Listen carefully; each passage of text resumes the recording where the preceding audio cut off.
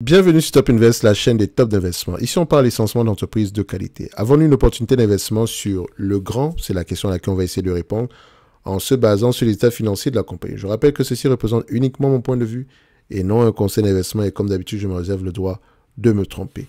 Alors, pour le grand, on en a parlé plusieurs fois sur cette chaîne. Je ne pense pas qu'elle ait déjà publié ses résultats financiers ici aujourd'hui. Donc, on va aller regarder quantitativement cette compagnie parce que ça fait plus de 90 jours qu'on l'a analysé. Je rappelle ici, si on regarde le grand, la dernière vidéo, c'était en février 2023. OK. Donc, on va terminer. On va juste mettre à jour rapidement ces éléments quantitatifs. OK. Je rappelle ici que ceci n'est que mon point de vue et non un conseil d'investissement. Comme d'habitude, je me réserve le droit de me tromper. Alors, ici. Nous avons une compagnie dont je vais regarder les marges rapidement.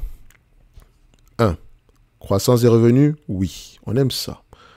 Marge brute stable ou croissante ici, qu'est-ce qu'on a? On voit déjà ici qu'on a des marges brutes. Bon, déjà, je regarde ici, 2% de différence par rapport à la moyenne.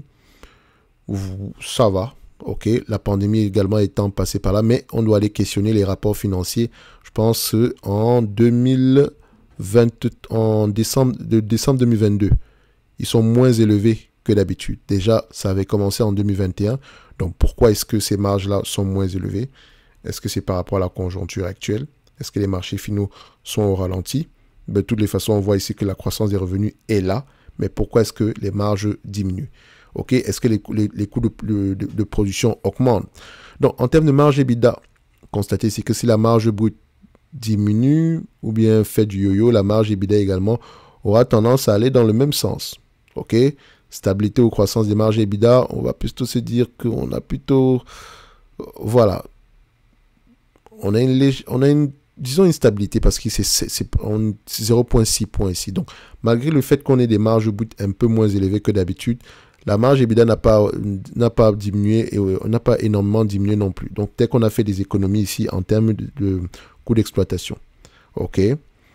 Parce que quand vous remarquez, là, il y a une différence entre les marges brutes et la marge EBITDA, mais voilà, quand vous comparez les deux ici, vous allez voir qu'elle n'est pas si prononcée sur la marge. Enfin, la marge brute est moins élevée, mais la marge EBITDA est encore... la variation est moins élevée qu'attendu, normalement. Alors, en termes de free cash flow, net income, histoire de voir si les deux parlent le même langage. Qu'est-ce qu'on a? Des free cash flow qui sont plus élevés que les net income. Faites attention, à partir de 2018, il faut aller vérifier est-ce qu'il n'y a pas eu un impact des loyers, des choses comme ça, ou bien ça c'est le BFR. Ou est-ce que c'est plutôt un besoin, est-ce que c'est plutôt la variation de besoin en fonds de roulement ici? Il y a peut-être de grandes chances que ce soit le cas. OK, dans tous les cas de figure, qu'est-ce qu'on fait? On va vérifier. Donc, vu que c'est annuel, je n'ai pas les informations ici ne sont pas trimestrielles, ils sont annualisés. Donc ici, ça s'arrête au mois de décembre 2022, je sais. On est en 2020, on est presque à la fin de l'année 2023 ici. Mais nous, on cherche à peu près la variation qu'on voit ici. Il y a de fortes chances qu'on la remarque également ici l'année précédente. Donc, si je mets ces deux éléments-ci côte à côte, vous avez ceci. D'accord? Donc, on a une variation des free cash flow ici par rapport au bénéfice net. Donc, je vais aller vérifier. Alors, qu'est-ce qu'on nous dit ici? Dépréciation, working capital. OK. Donc, il est même moins élevé ici que d'habitude. OK. Donc, on a un impact négatif du besoin en fonds de roulement ici. D'accord. Donc, on a ça. Non. Et est-ce que les bénéfices nets ont augmenté énormément? Donc, on a plutôt un impact ici très positif des bénéfices nets. En termes de dépenses, on a dépensé moins en dépenses en capital. Normalement, ici, on a provisionné. Enfin, techniquement, il faut se dire ici que la dépréciation amortissement sert généralement à la dépense en capital de maintenance. Or, si on déprécie 384 millions et qu'on dépense uniquement 200 millions, on a un 100 millions de différence quelque part, ce qui est une bonne chose. OK. Donc, on regarde ici, c'est assez correct. Donc, les free cash flow ici peuvent être légèrement plus élevés que les net income. C'est possible. Donc, en termes de nombre d'actions, est-ce que c'est une entreprise qui rachète ses actions? Est-ce que le nombre d'actions augmente ou diminue? Il diminue légèrement. Voilà, on va se dire ça. Moi, légèrement, c'est 1 million ici d'actions. Donc, il diminue légèrement. C'est une bonne chose. Maintenant, en termes de dette nette sur EBITDA, est-ce que le niveau de dette nette est gérable? On est à moins 3, moins 5 fois les EBITDA ici. C'est assez correct. So, 1,3 fois EBITDA, c'est bon. D'accord? Donc, est-ce que la dette nette en termes de volume augmente ou diminue? Qu'est-ce qu'on a? On a à peu près 2 milliards, plutôt stable depuis 2018. Est-ce que l'entreprise fait des acquisitions ou bien, en termes de pour la croissance, est-ce que la croissance est organique ou bien elle est par acquisition? On vérifie. Elle fait beaucoup d'acquisitions, de très petites acquisitions. Ce qui n'est pas mauvais. Donc, ce qui pourrait booster la croissance ici. Donc, pour terminer, donc, l'évaluation. Il y a trop de dons dans ce... Oh là là. On va donc faire encore un don. Mon Dieu, il va falloir que je commence à mettre une pièce ici à chaque fois que je dis don, don, don, don, don, don, don. Maintenant, l'évaluation donne quoi? OK. Aujourd'hui, on vérifie d'abord si c'est un business assez prévisible. Déjà, free cash flow et net income doivent aller dans le même sens. Ici, on remarque que les free cash flow sont plus élevés que les net income normalement. Pourquoi pas? On va le prendre les free cash flow. Maintenant, quand on compare les bénéfices nets, quand on regarde ici, est-ce que les analystes ont tendance à faire de bonnes prévisions par rapport au free cash flow? On va se dire que oui. 100% du temps ici, soit ils ont raison, soit les attentes même sont dépassées. OK? Ce qui est une bonne chose. Maintenant, vu qu'on a tous ces éléments-là, on recherche également le price to free cash flow moyen entre 17 et 20 fois les bénéfices par là. C'est un business qui pourrait s'échanger entre 17 et 20 fois les bénéfices. À 20 fois les bénéfices, aujourd'hui, bon, il faut se dire une chose, vu que c'est une croissance également qui est généralement par acquisition, on n'est pas à l'abri d'une croissance par acquisition dans le futur. OK? Donc, on pourrait payer 20 fois les bénéfices. Ça sera peut-être là c'est vraiment le niveau supérieur. Donc, on pourrait prendre entre 17 et 20 fois les bénéfices. Donc, en prenant 20 fois les bénéfices, je suis déjà assez gentil. OK? Parce que, de toute façon, si je dois l'analyser, je prends 3 PER, 15, 17, 20. Ou bien même 17 et 20 juste. OK? Donc, je rappelle que ça représente un rendement. 20 fois les bénéfices, c'est 5%. 17 fois, je pense qu'on est à peu près aux alentours de combien? 5 points combien? Donc, quand on prend 100 divisé par 17, c'est à peu près 5,88. OK? Donc, je rappelle ici qu'en lien dans la description de la vidéo, vous avez un commentaire épinglé qui vous donne droit à 50% pour le service Top Notes d'analyse où on partage vraiment des notes d'analyse sur des entreprises qui nous semblent intéressantes. Je lis les rapports financiers, j'écoute les conférences calls et je vous présente l'entreprise en question. OK? Si ça vous intéresse, vous lisez vous également les rapports financiers. Si vous avez des questions, on est là pour y répondre. Première chose. Deuxièmement, je fais également les notes de suivi, donc c'est-à-dire que les entreprises que je propose en question, je reviens faire le suivi plus tard. Et je rappelle qu'on a à peu près une dizaine d'entreprises déjà sur les starting blocks ici, donc certaines qu'on a déjà analysées depuis, qui se représentent encore qui sont encore intéressantes au prix actuel. OK? En supplément de ça, vous avez accès à mes watchlists. OK? Je dis bien mais parce qu'il n'y en aura pas qu'une seule. Il y en a une qui est générale, une autre ici qui est particulière avec des entreprises qui semblent être intéressantes quantitativement. OK?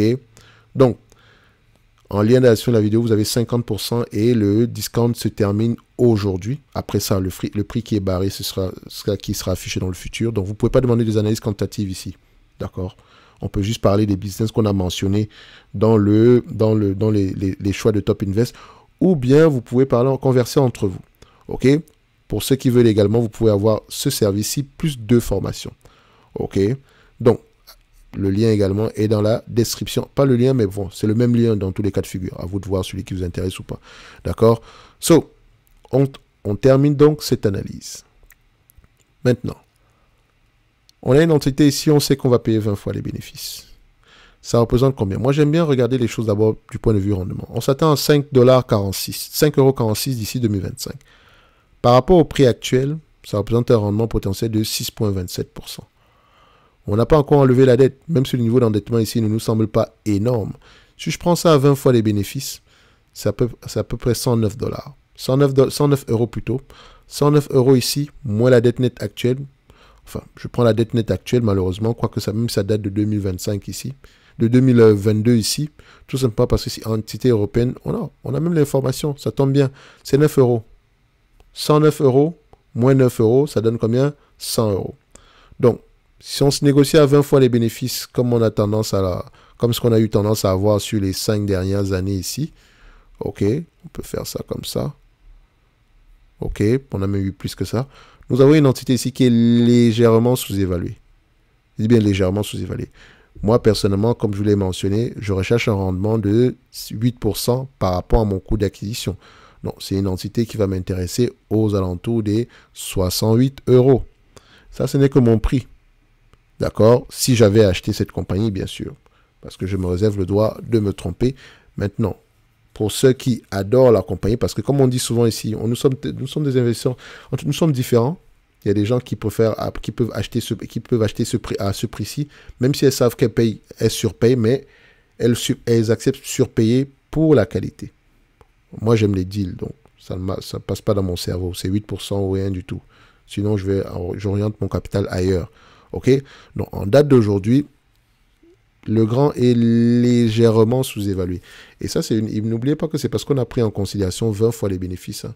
Parce que si on prend 17 fois les bénéfices, comme ici, parce que on prend 17 fois les bénéfices, c'est pas 2000. Voilà, 17 fois les bénéfices.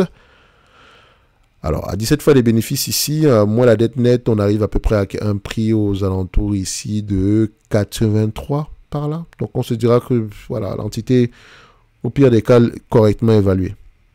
OK? Correctement évaluée, sinon légèrement sous-évaluée. En tout cas, si on réfléchit en termes de rendement, ça ne m'intéresse pas. Je m'attends à un prix aux alentours. J'aimerais avoir quelque chose en tout de 68, 70 euros par là. OK? Et je rappelle que c'est mon prix. Hein. C'est pas, vous pouvez avoir un prix totalement différent. Mais la valeur est certaine. Et la valeur ici est aux alentours entre, enfin, avec les éléments qu'on a pris ici, entre 100 et 83 euros. OK? Moi, même dit 100 euros par là. Parce que ça reste une belle entité. OK? N'oubliez pas. Si cette compagnie vous intéresse, lisez les rapports financiers. Écoutez les conférences calls. OK? Ceci n'est qu'une analyse quantitative. Personne n'achète une entreprise uniquement en regardant les chiffres, sans se baser sur les éléments qualitatifs. Enfin, certains le font, mais voilà. Je vous encourage à ne pas le faire. D'accord? N'oubliez pas. Lisez vos rapports financiers. D'accord? Donc, n'oubliez pas le discount qui se termine ce soir. Le lien est en commentaire épinglé. On se donne rendez-vous sur la prochaine vidéo. Un like, un abonnement, un commentaire, ça fait toujours plaisir. N'oubliez pas également que vous avez la top newsletter en lien dans la description de la vidéo. D'accord? So, le discount, commentaire épinglé, top newsletter, lien dans la description de la vidéo. OK? La différence. Donc, merci. Encore un don. Oh là là. Oh là là. Il va falloir que je commence à mettre des pièces. Allez, bye.